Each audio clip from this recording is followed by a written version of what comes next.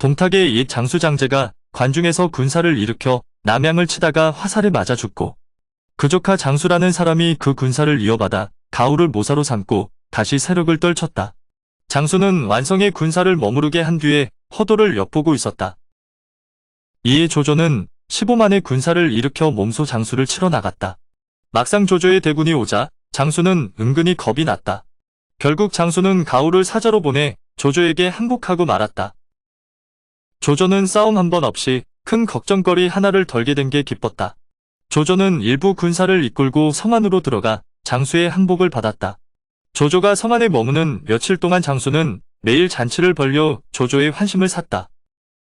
그러던 어느 날이었다. 장수가 연 잔치에서 취해 돌아온 조조는 은근히 여자 생각이 났다. 원래 호색한 조조가 군사를 이끌고 나온 터라 여러 날 여자를 가까이 하지 못했다. 조조가 성 안에는 기녀가 없냐고 좌우를 돌아보며 물었다. 거기에 있던 조카 조한민이 그런 조조의 속뜻을 알고 죽은 장제의 처가 미인이라고 알려줬다. 그 말을 들은 조조는 장제는 죽었으니 그 여인은 과부고 자신도 지금은 호랍이 신사나 마찬가지니 정분을 나눈다고 죄가 될 리 없다 했다. 조조는 취한 김에 그렇게 중얼거리며 군사 50을 보내 그 부인을 데려오게 했다. 조조의 명을 받은 군사들이 오래자나 한 여인을 업어왔다. 조조가 그 여인을 보니 과연 아름다웠다. 그 여인의 성은 추씨였는데 조조는 그날 밤 추씨와 함께 잠자리에 들어 마음껏 운우지정을 나누었다. 그리고 다음날 장수가 알게 되면 좋지 못할 것으로 생각해 조조는 성 밖에 진 채로 추씨와 함께 옮겼다. 그리고 전의로 하여금 장막 밖을 엄히 지키게 하고 조조는 매일 밤낮 없이 추씨의 몸을 탐하며 지내니 돌아갈 생각도 있고 추씨가 주는 쾌락에 빠져 허덕였다. 하지만 꼬리가 길면 밟히는 법. 조조가 추씨를 데려간 지 여러 날이 되자 결국 소문은 장수의 귀에까지 들어갔다. 사람들로부터 그 소문을 들은 장수는 화가 치솟아 견딜 수 없었다. 가후를 불러 조조에게 복수할 계책을 물었다.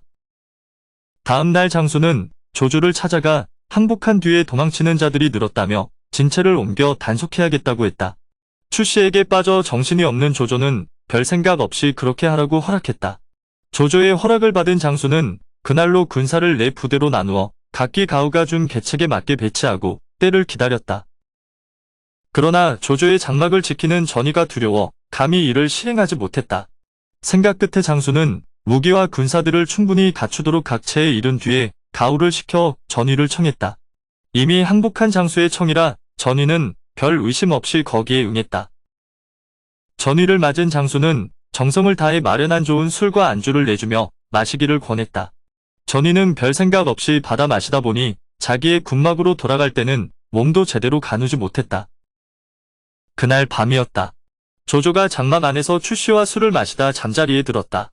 그런데 이경이 되었을 무렵 갑작스러운 군사들의 함성과 함께 불이 났다는 보고가 들어왔다. 처음에는 날먹일 풀을 실은 수레에 불이 났다고 해서 실수로 난 불인가 하고 대수롭지 않게 여겼지만 오래자나 불길이 사방에서 일어나는 것을 보고 조조는 비로소 심상찮음을 느꼈다. 다급하게 옷을 입으면서 조조는 전의를 찾았다. 이때 전의는 장수에게 얻어 마신 술에 취해 잠들어 있었다.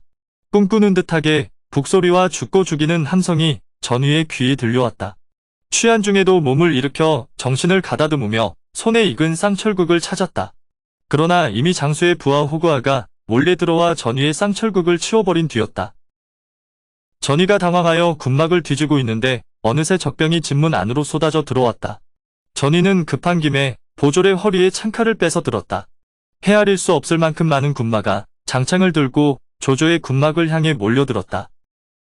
전의는 힘을 다해 적병을 막았다. 적의 창대 사이에 둘러싸인 전의는 두려워하지 않고 칼을 휘둘렀다. 그러나 술에 취해 자다가 달려나온 전의는 몸에 갑옷 한 조각 걸치지 못한 상태였다. 거기다 무기까지 손에 익은 쌍철국이 아니라 보졸들이 허리에 차는 보잘것없는 칼이었다. 당연히 그의 몸이 성할 리 없었다. 그러나 전의는 여전히 산처럼 버티고 서서 물밀듯이 몰려오는 적을 막았다. 들고 있던 칼도 부러지고 몸에는 수많은 상처로 엉망이었다. 적병들은 더는 접근하지 않고 멀리 물러나 활을 쏘아대기 시작했다. 소나기처럼 쏟아지는 화살을 맞으면서도 전의는 의연하게 진문에 버티고 서 있었다. 갑옷을 걸치지 못한 맨몸이라 전의의 몸에는 고슴도치처럼 화살이 꽂혔다. 그때 다른 곳을 뚫고 들어간 적병이 전위의 등 뒤에서 창을 깊숙이 찔러 넣었다. 천하의 전위도 거기까지는 견뎌내지 못하고 쓰러져 붉은 피로 땅을 적시며 숨을 거두었다. 전위가 최후까지 버티며 벌어준 시간 덕분에 조조는 진채 뒤로 가 말 위에 오를 수 있었다. 조조는 조카 조한민만 도보로 뒤딸린 채 말을 타고 정신없이 달아났다. 그러나 워낙 철통같이 에어싼 적병이라 조조도 오른팔에 화살을 맞았다. 간신히 포위를 뚫고 육수가에 이르렀으나 조카 조한민은 적병에게 사로잡혀 창칼에 다져진 고깃덩이가 되고 조조만 급하게 말과 함께 물로 뛰어들었다.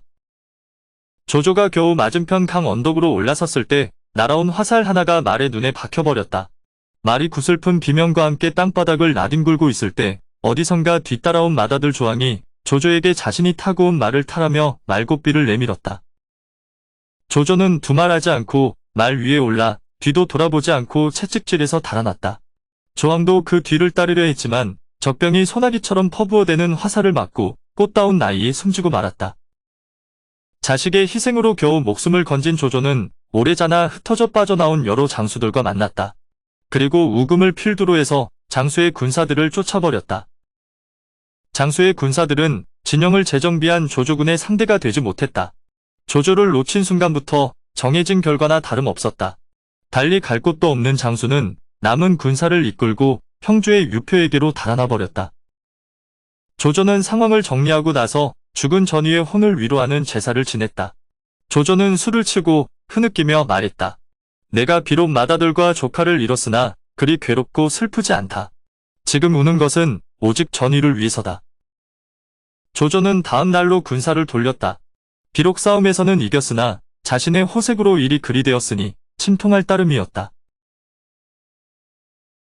오늘의 영상은 여기까지입니다.